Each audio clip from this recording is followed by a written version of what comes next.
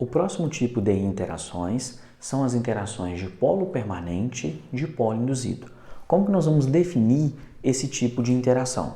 O primeiro caso que nós vimos eram as interações de polo instantâneo e de polo induzido, que apareciam entre moléculas apolares ou entre moléculas polares, sendo que nas moléculas apolares era o único tipo de interação existente.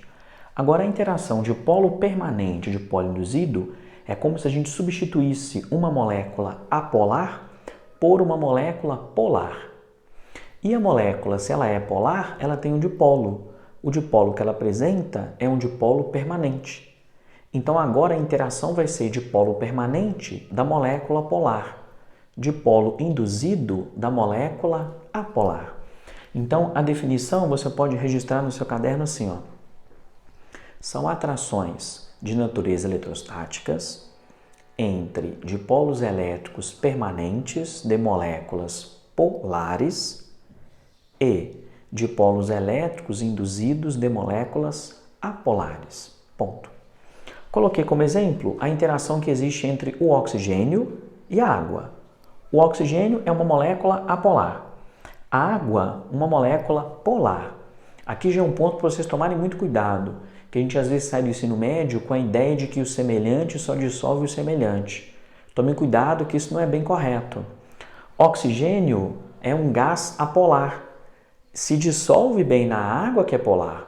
Inclusive, a questão de ter oxigênio na água é importante para os seres aeróbicos. É muito comum a gente escutar assim, ó, em determinado rio, lago, represa, a demanda bioquímica de oxigênio é muito alta, o que fez com o tempo a concentração de oxigênio dissolvido na água diminuir. Às vezes o jovem acha que o oxigênio que está dissolvido na água é o oxigênio da própria molécula de água. Viaja não. É a molécula que está dissolvida. Então tem que ter uma concentração mínima de oxigênio na água dissolvido para garantir a sobrevivência de seres que são aeróbicos.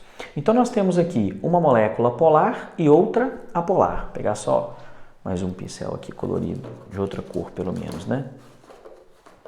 Aí nós vamos fazer assim, ó. Essa molécula que aparece aqui de água, ela tem então um dipolo elétrico permanente. Se ela tem um dipolo elétrico permanente, nós não podemos esquecer, aqui tem um polo negativo no oxigênio e tem aí polos positivos no hidrogênio. Então são duas moléculas, ou é uma molécula polar. Esse dipolo elétrico permanente da molécula de água, quando ela se aproxima da molécula de oxigênio, esse polo negativo do oxigênio vai expulsar a nuvem eletrônica para a parte inferior, de modo que os elétrons se concentrem nessa parte e a parte inferior fique deficiente de elétrons. Então aqui nesta molécula vai aparecer um dipolo induzido. Então o dipolo aqui de baixo, vou colocar aqui o nome para ele, na molécula de água aparece um dipolo permanente. Quer dizer, o polo negativo é o oxigênio e o polo positivo, o polo negativo o oxigênio e os polos positivos os hidrogênios. Agora, se a nuvem eletrônica se deforma, acontece isso, ó. A nuvem eletrônica se concentra na parte superior aqui da figura, ou pelo menos do modelo. Então, a molécula de oxigênio tem a sua nuvem eletrônica deformada. Carga parcial positiva, carga parcial negativa. Então, a parte superior, densidade eletrônica. A parte inferior, deficiência de elétrons. Então, a interação que ocorre entre o polo negativo da água e a superfície da molécula de O2 é uma interação de polo permanente de polo induzido. Nesse caso, na molécula de oxigênio, o dipolo que apareceu, a gente diz ser um dipolo induzido. Então, vou colocar aqui o nome.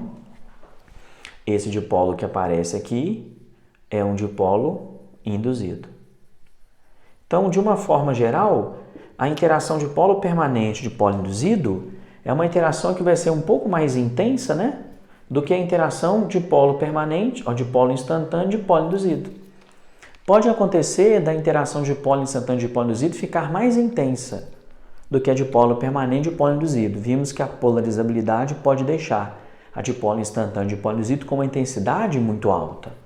Bom, então se a interação é de polo permanente de polo induzido, Assim como as interações de polo instantâneo e de polo induzido, precisamos entender quais fatores ou qual fator influencia a intensidade dessas interações. Aí já coloquei como observação que a intensidade das interações de polo permanente e de polo induzido depende da polarizabilidade e depende também da polaridade. Como assim, né?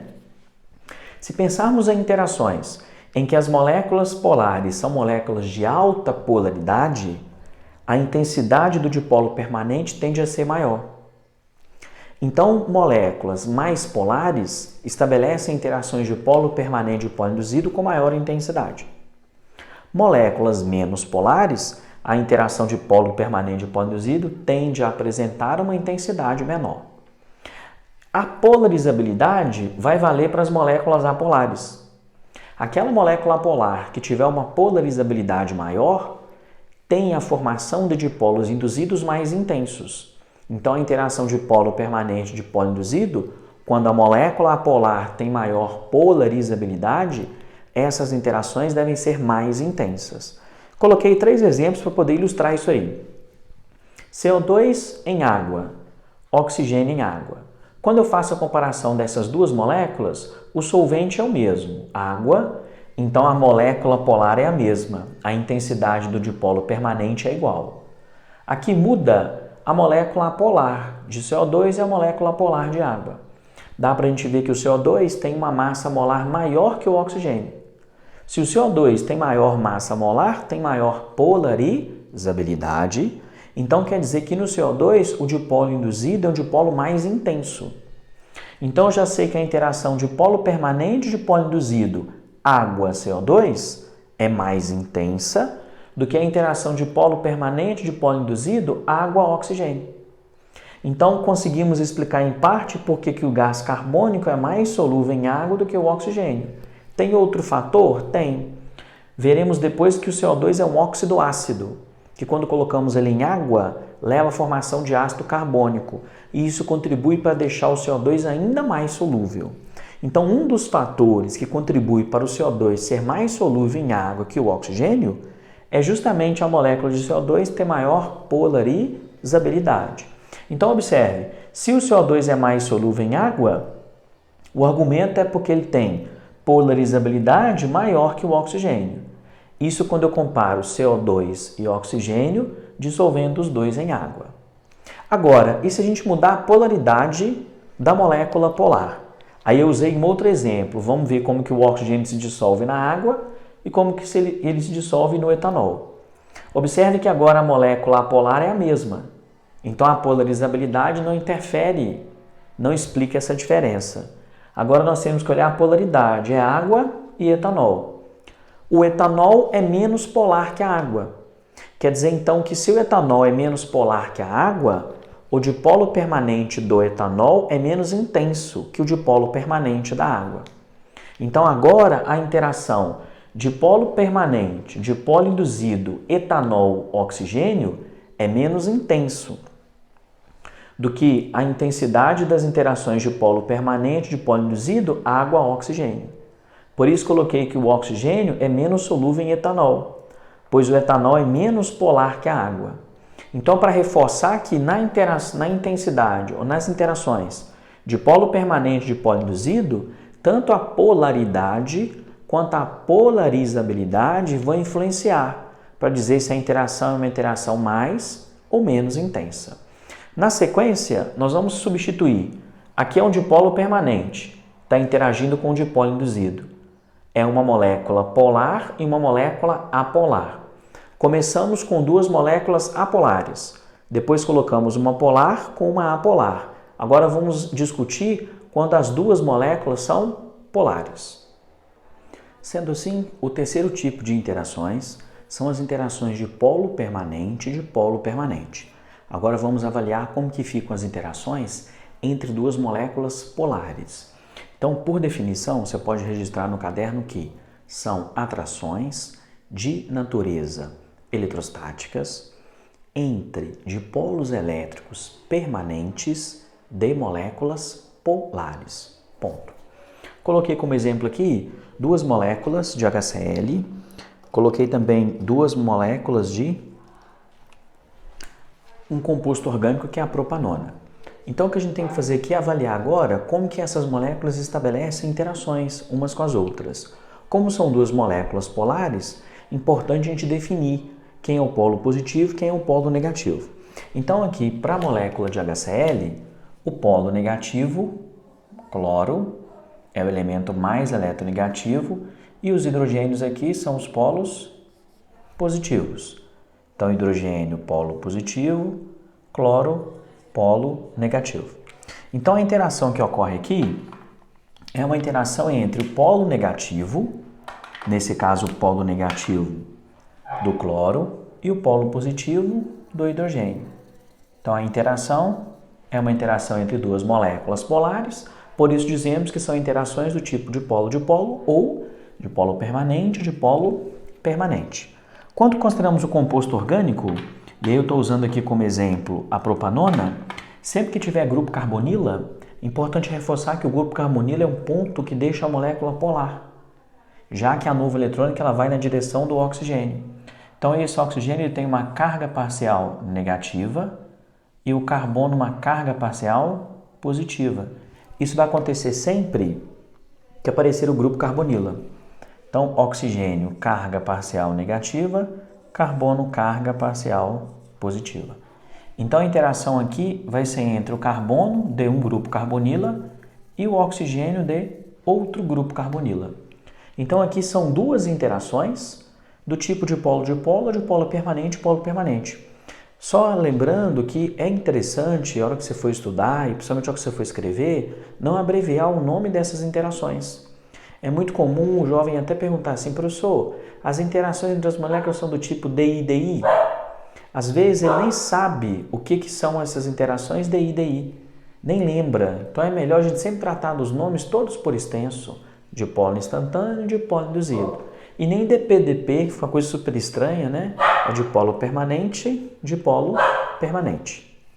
Pois bem, agora vamos ao fator que influencia a intensidade dessas interações. Recapitulando, em dipolo instantâneo e dipolo induzido, os fatores eram polarizabilidade e superfície de interação. No caso das interações de polo permanente e de polo induzido, os fatores eram polarizabilidade e polaridade.